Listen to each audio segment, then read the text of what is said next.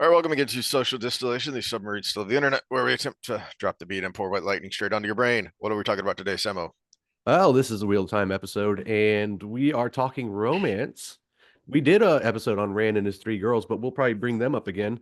But we're starting with Perrin and Faile. We're going to use different relationships to discuss different relationship dynamics and possibly dive deeply into those. Not too deeply. We're going to try to keep it shortish, but yeah, not the same fit is the same for everyone, and we get a lot of examples Mhm. in these books. And we kind of brought up the top ones that we wanted to talk about. Well, and we that was one of the things that was a major focus of when we talked about Rand and his three girls is about how each one fills a different need for him and a different role. And then that's a good point that you see that throughout the various couples that form through the series. Um, even non-romantic couples, because one of the first couples we see that have an interesting dynamic is Moraine and Lan. Mm, And that is, and we talked a little bit more about that dynamic when we talked about New Spring, because you actually see how that started hmm and you see why it became what it became. Um, so even there, Sawan and Gareth before they become a couple is an interesting dynamic, and hmm it's a lot of fun because you can kind of see it happening. Especially when you get her points of view because she's literally fighting against it in her own mind. Um, and so each one, it's why it's so endlessly rereadable, because you'll pick up these, oh, okay, I didn't get that. Speaking of I didn't get that, the reason I wanted to start with Fael and Perrin is the Greg Owen video that I brought up several times ago. Um, now it is specifically, the title of the video is something like modern writers don't understand people, and mm. it's why the Wheel of Time series failed. And That one keeps being recommended to me, and I haven't watched it because I'm like, that sounds like something Heath would have watched. So I'm going to have different that's perspectives as we go exactly through. what I watched. Yeah. Yeah, and so he does a really good job of laying out, comparing and contrasting the what we tried to do, which is why we started this reread in the first place, is because those characters, even in the first season, even in the parts where we said, you know what, overall we didn't like it, but here are some nuggets we can pull out that we did like. But those characters, almost none of them were real people. And even the ones that were real, they were like flashes of real. And then it Mm. was like, what is happening here? What is going on? This doesn't make any sense. And it is because these writers grow up in these very opaque bubbles, and then they are educated in an even smaller bubble, and then they work in an even smaller bubble, and they don't get these things. And one of his that he really ranted about was Perrin and Faile in that third season. Mm. And we did some of that, so I don't want to rehash that. But uh, one of his points that I don't recall making, but that I do find amusing, is that if you step outside of the Shadow Rising, one of my favorite books in the whole 14 book series, and a big reason is the dynamic. It's not just Fael, it's not just Perrin, it's the dynamic between them. And he made the point that because you started the show with Perrin married and then killing his own wife, yes, on accident, but killing his own wife, and then now he's come home, and you never had a resolution there. And now all of a sudden you have this new girl straddling him and telling him to move on. It's what your wife would want. In the show, she comes across as a gold digger. I was like, I had not thought about that. Of here, you have this person that is being anointed the Lord of the Two Rivers, and you're latching onto him. You talk so much, you on the woke, you know, DEI CRT, oh geez, what is that stupid list that I thought when I first heard it, the Bechtel test? Is that what it is? about how you have to have these check boxes with female characters. Oh, I think that's right. Yeah. Was it? And when I first heard this, I thought this was a joke. I thought this was like the Mary Sue of, yeah, that the Mary Sue was intended to be a joke. This is the overpowered perfect self-insert fan fiction character. And then I found out no, that person was serious.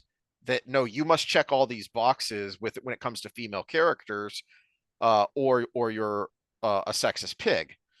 And one of them is agency is the buzzword there. If you look at, Sam has brought up the AI overview of the Bechtel test, and oh my gosh, it it goes all the way back to 1985. Again, this has all been gestating in academia forever, and now it's loose. It's out in the open. But And for the anybody that wants to look it up, it's Bechdel. yeah. So the buzzword there is agency. And yet, as Greg Owen pointed out in his video, you denied any agency of Faile.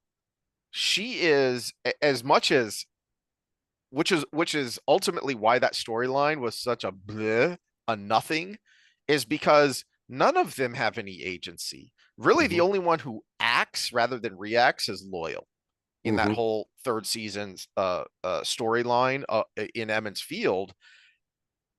But Perrin is just along for the ride, and well, I guess Alana, yes, she's the main character there. Hmm. Everyone else is just Maxim acts. reacting, He stands up to Alana.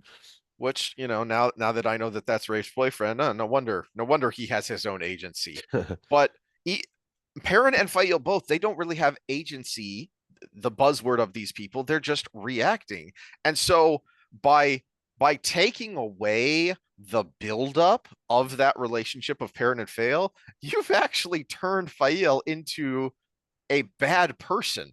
The character is now a gold digger. The character is now telling someone who has been a widower for probably less than a year, hey, I want to jump your bones, and I'm sure your wife wouldn't mind. Just move on and forget about her.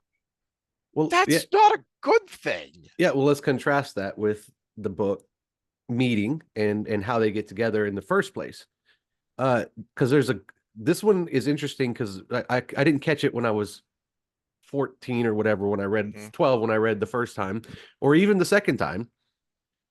But reading it as an adult and us overthinking it and talking about it, we didn't get to go into this because we weren't talking relationships. But the dynamic of their first meeting is actually very complex interweaving of two concepts. There's the one on the one hand where we all want to have in these storybook type things. She saw something at first sight about him that intrigued her. And whether it was the golden eyes or whether it was his muscular stature or whether it was the things he did in that town at that time, you know, there was something that intrigued her. But also she was being very rational and practical about wanting to follow him because she jumped in that group because she's like, these look like the people that can lead me to the horn. Mm-hmm. And so there was probably a great mix of denying of the red flags we all get when we have that first meeting with someone we think might be someone we want to get with. Just imagine going to the bar or wherever you meet people as a person. I don't know where do you meet people on Isomorphic? I don't know what Russia does. But you know, and you see that one person you've picked out of that whole you've seen 30 people in there, 30 females in there as a man. And there's that one you picked out. You don't really know why you picked that person up. You can probably think of a few reasons. Oh, I like blonde hair, or but there was 12 other blondes. Oh, I like tall women. No, there was five other women that were kind of tall. All of that. You could justify reasons, but you could also have arguments against every one of them. But you picked that one, and as a man, not only did you pick that one, as a not psychotic man, I should say, and not only did you pick that one, but you picked them and you're going to do the scariest thing as a guy and make the approach. Mm-hmm. Well, that happens the other way around too. And usually they don't make the approach, but Faile's a different kind of woman, right? That's one of the dynamics we're talking about. She's very aggressive. Mm-hmm. And so she picked him.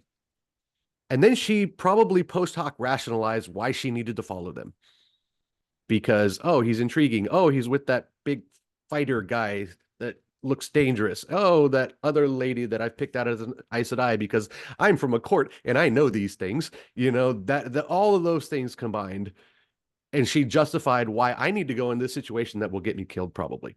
In fact, Lan says he will kill her. He tells her straight up, "I will kill you if." Yeah. And she thinks, oh, he's just trying to scare me. And then he's like, I didn't take the three oaths. Moraine won't do it, but I will. Yep. And he ain't lying.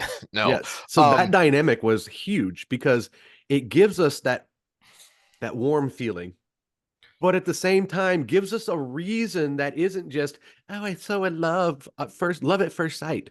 No, it wasn't love yep. at first sight. It was, I have these, Interest at first sight. yeah, interest at first sight, but we know as human beings that interest will cause you to do things. You ignore all the red flags. Something important to remember too that I had completely forgotten about, and I don't think we talked about when we were going through the reread, um, is when it comes to Faile, I went to the interview database as I do when we do this, and when we first meet her, she's only 17. Mm-hmm. And so that is important to remember because one of the interesting things about Faile is she is an old soul because of how she grew up, because of how she had to grow up. She is way more mature than your normal 17-year-old, even in a day and age where at around 16 you're expected to either be getting married or be looking to get married. One of my Um, favorite things in the world. This is yes, the why one we chemical. ignore red flags. Yeah, I'm Gemini's having a being stroke nice, for but it's the make you stupid chemical. that. Phospho uh, phosphoethylalanine. um, and when you are only 17 years old, and by the time they meet, Perrin will be maybe 19. Because there's a pretty big gap there between the beginning of Eye of the World and the beginning of Dragon Reborn. Um, because there's quite a bit of time that transpires, and in the beginning, and things speed up towards the end. So you have someone who's still a teenager, but becoming his own man, and you have this teenage girl, 17, or right at the time in the culture where it's time to start looking for your mate. And so Well, but even even we remember high school. It's also the time those feelings are hard and fast. yeah, Yeah. yeah. So it, when we are critical of the way Faile acts, I think it is important to remember, especially at the beginning, guys, she's only 17 years old, and she doesn't get that much older through the series because the timeline starts to speed up. She just, it's easy to forget that because she is so mature and so capable because of who raised her and how her parents raised her. Um, which again the show Well, and I killed. would I would assume in the Borderlands you probably married and stuff a little younger because people died more. Yeah, it's a good Yeah. point too. Yeah. Um, so anyway, we kind of griped about her and them when we got to the slog. Starting in A Crown of Swords is where it starts to kind of come off the rails for us. But um, so back to the Greg Owen video, I couldn't find a good clip to clip out, so I'll just paraphrase.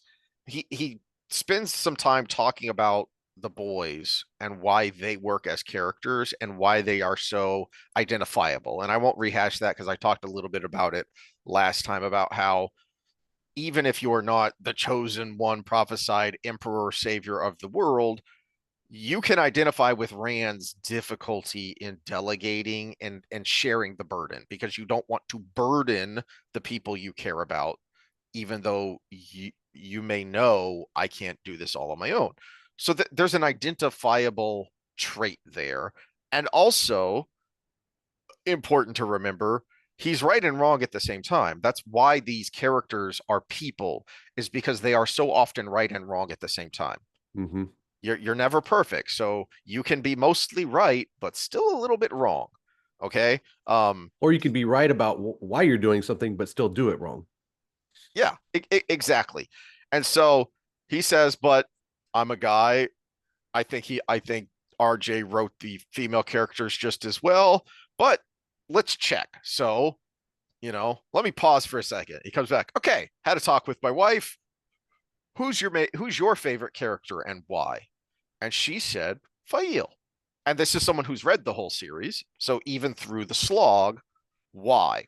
This was the interesting part to Well, me Faile was that I never wanted the to problem with the paraphrase. slog. Yes, Perrin was a problem with the slog. that's a And good the point. length of time was the problem with the slog. The length and the fact that as we ranted about, go back if you want to watch it, or if you've watched it, just to remind you, our big problem with the slog and why it's a slog is because Perrin's character seems to reset. Mm-hmm. It's what we had resolved this issue and we had moved on, and now we've gone backwards and we're spinning our wheels for a while. Yeah, we resolved that at the beginning of Shadow Rising when they have their first little fight in the room before the bubble of evil. It's a good point. Or Yeah. we had started the road towards that, and then they Mm-hmm. have to grow together, Oh yeah, he and does spank her after that. I and then it forgot. then it flares up Mm-hmm. later. Well, we definitely resolved it in the Two Rivers. Mhm. And then it flares up later, and this is something of a, again, where she's right but she's also wrong, when Faile gets hyper jealous of Verlaine again at the end of Lord of Chaos, and then at the beginning of A Crown of Swords, when Perrin is how dare you, I was literally sick with worry in the day's ride back to Karheen, thinking about you all alone here and all the terrible things that could possibly be happening to you while I was away. How dare you, the first words out of your mouth being to accuse me of thinking about that floozy, right? So you have another, what is kind of the bookend to your point. I hadn't really thought about that as their first big fight is at the beginning of Shadow Rising about Barrelane. And so then this kind of different fight, because now you're a married couple and you've been together for a while, and so it's the same trigger, but the fight is very different. That they should bookend each other, but again, Mm-hmm. instead we reset and we spin our wheels. Well, to Faile's credit, the again, paraphrasing from the Greg Owen video, is the what his wife said essentially was that she is a very young woman trying to figure out how to be a wife and a noble woman at the same time and support her husband, but also push her husband where he needs to be pushed. Mm. And that struggle, I believe was the word that he used, that struggle is what makes it interesting and what makes her identifiable. Mm-hmm. Because again, take it out of the context of the story. This is why we use literary figures as examples, is because even if you can't identify with something so grandiose as being a lord and a lady and, the end of the world and, the last battle and all these, things, you can identify with the human element. There Mm-hmm. is a very human element there that makes her very interesting, and why, but also you can see why, because of the dynamic, because it's not just Faile, it's Perrin and Faile. You can also see why two camps formed in the fandom of I love her, I can't stand her. Yes, but as an adult male now that has come around to being maybe a little bit more stoic, but just more wise in general, what we realized this last time, or at least I realized this last time, is she never, and we can contrast her to Lanfear on this one, she never demanded his attention of her. She demanded his attention of his potential for Mm-hmm. her. There's a difference, big Good difference point. there. She says, I love you because I see this in you. If he was doing something that she thought was progressing himself, she didn't say, hey, stop that, honey, come look at me. which so many women do. I've seen it. I train professional athletes. Here's a progression for you. I have guys on my wall of fame that lost their careers this way. This is no joke. There is, oh, look, 6'4", good looking professional athlete. I'm going to date this guy. Progress, progress, progress. We're so in love. We're so in love. You spend so much time playing baseball. You never pay attention to me.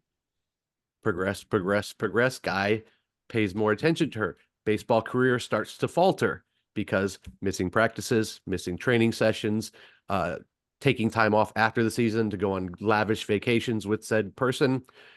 Career ends. We just don't have the magic anymore because they made it about them. They didn't make it about him and them being together. There's a difference between walking side by side and being the carrot on the stick. Mhm. They wanted to be the carrot on the stick because they wanted that person to show them that they were the most important thing in their life, and they were threatened by the baseball career when they were first attracted to that man by the baseball career. Faile was never attracted to Lauren Perrin. She was always attracted to this intriguing guy that had potential, and then she saw that potential grow and she didn't want him to stop. And likewise, Perrin had no clue where she came from and what her connections were. And that's why I love that scene in Lord of Chaos where he finally meets the in-laws, and General Bashir, basically accuses of him. So I guess she told you about the throne, and that's why you wanted to marry my daughter. And Perrin says, actually, when she finally told me, first you were a wool merchant, or first you were a whatever, and he's laughing, and Perrin says, and when she finally told me who her family was, I tried to say, we shouldn't do this, but you know how she is when she wants something. Which, yeah, is Mm-hmm. so for the both of them, it was about the them. There Mm-hmm. wasn't there wasn't the trappings. In fact, they looked past the trappings. Um, and I found this interesting because, so as I'd said, much like me in the first four books, Perrin becomes my son's favorite character. And so I warned him when he got to Fires of Heaven, he's not in there. Be prepared. Don't go flipping through the chapters looking for Perrin. He's not going to show up. And then he finally shows up in the prologue of Lord of Chaos. Yes, finally. And then he's like, "Where is he? Where is he?" He's like, "It's going to be a while. Sorry." But I had forgotten the way that prologue section ends is Faile thinking about, he's going to try and make me stay here to take care of the two rivers. I'm not going to do that. How do I do that? And so my son was texting me and is like, "Man, I really hope she shows up." And I was like, "Well, that's interesting because I remember by this point quite a bit of the fandom was already annoyed with her." So I asked him why, and he says she's important to Perrin. Very much so. Mm-hmm.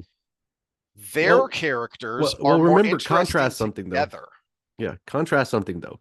Your son in his first reading is a married man with two kids. Yep. Whereas in our first reading, your first reading was 18 years old Mm-hmm. in college. My College first freshman. reading Yep. was I was barely even a teenager. So, yeah, contrast those two things, and he gets it. I didn't get it till I had a family. Yeah, that's a good point. And so this is the last point I want to make, kind of in her defense, because she does, there is a section of the fandom that finds her very annoying. But to your point about the contrasting her with Landfear, and where, so what Landfear is doing with Rand in The Great Hunt is emotional blackmail. Mm-hmm. It is the, as we talked about when we talked about Demandred versus Landfear, Demandred is do this or else. Well, women do this or else, but they do it differently. It's a, hey, don't you think you should do this? And if you do, then I'll be really appreciative and I'll really like it. Wink, wink, nudge, nudge. Know what I mean? Know what I mean? Well, Faile doesn't do that. Yeah, she's pushing Perrin, but she's pushing him for the right reasons. If to, to the point from the Greg Owen video, even if she does it in the wrong way sometimes, or even a lot of the times, you may think a lot of the time she's annoying and she's doing it the wrong way. Yeah, but her her goal is good and her motivation is good. And I mean that with a capital G, good. And here is a really interesting point from RJ at Crown of Swords signing. So this is before the slog, but people are already starting to go, I'm not so sure about this Faile person. And so someone asked, how dangerous and how ambitious is Faile? Because that, I think the ambitious part is the important point to the fan criticism, because that was part of the criticism, is that there were people who felt like she was doing what Owen said that she did in the Amazon series of, she's just a gold digger latching on to Lord Golden Eyes and trying to make, Lord Golden Eyes and best friend of the Dragon Reborn, she's latching on, which is very unfair because it's abundantly clear that's what Bearlane is doing. Bearlane says out loud that's what she's doing. It's very clear that's not what Faile is doing. And I love Jordan's response here. Quote, exceedingly dangerous, not particularly ambitious. Perrin is due his due as Lord of the Two Rivers. She has been raised as a noble with noblesse oblige. Perrin has been pushed into lording, and she doesn't like him ducking out of what she sees as his obligations. She doesn't understand why he doesn't understand this in his blood like she does in hers. The obligation part is the key point there. She's not nagging him or badgering him to, oh, you don't spend enough time with me. Why didn't you get the promotion? What? No, these people, you are these people's leader now. You need to lead. You need to do the things that a noble is expected to do, because that's who you are now, whether you like it or not. Well, see, okay, so my closing thoughts are going to be a little different. We give Jordan so much credit on getting things right from a psych perspective. This is one he might have accidentally got right based on that statement. Hmm. Okay, so when we talk hypergamy, which is women dating across and up, a lot of women do it on potential. Hmm. That's why people get married in college, right? That person is not the doctor that's making all the money. That person is on the track and has a plan to be the doctor making all the money. And she saw potential in Perrin that that he could be the leader he is now, which is supported by that statement. But there's an underlying, I married the man he could be. This is a Jordan Peterson point in a viral reel right now where he says we don't fall in love with the person, we fall in love with the potential of what that person is. Hmm. And yeah, she's a princess or whatever she is. She's, unless I'm She misremembering was something, she second is or third. third Because in if, line. if Yeah. Queen Tenobia died, it would go to Uncle Davram, and if he Mm. died, it would go to his Her. only surviving child, Yeah. which is her. Yeah. So she was still being hypergamous, but on his potential. Hmm. And she was helping him fulfill that potential, which any good spouse would do. If I'm that person that married you in college on my way to med school, you know how hard med school is? It's a really hard thing. You need a support group, and a supportive wife is going to be very amazing in that endeavor, or a supportive spouse in that endeavor. So that was my take on it until I saw that a little bit on the obligation part, which that is there. But I thought it was more I was giving her maybe too much credit, but this is, I think, something Jordan accidentally got right. Hmm. Yeah. And it's my example that I always like to use of comparing men to male lions is, if the female doesn't say, hey, get off your butt and do your job, we just want to eat and sleep and have sex. And this, no, you got stuff to do, and you need to do it. Well, except lions are bad for that one because the females want to have more sex when they're when they're ovulating than the males, and they bite them in the balls to make them have sex. Big cats in general. Yeah, it's Yeah, yeah. hilarious and terrifying. All right. Well, that's all we've got on these two. All right. Well, that's Perrin and Faile. Next time we're gonna do Matt and both Tuan and Matt and Tylan, and we'll see about time on Swan and Brian. So that would be a good one too. To end this one, if your girlfriend ever pulls a knife on you, pull out bread, turkey, and mayo, and her instincts will kick in, and she will make you a sandwich. Parents should have thought of that. All right. See y'all next time.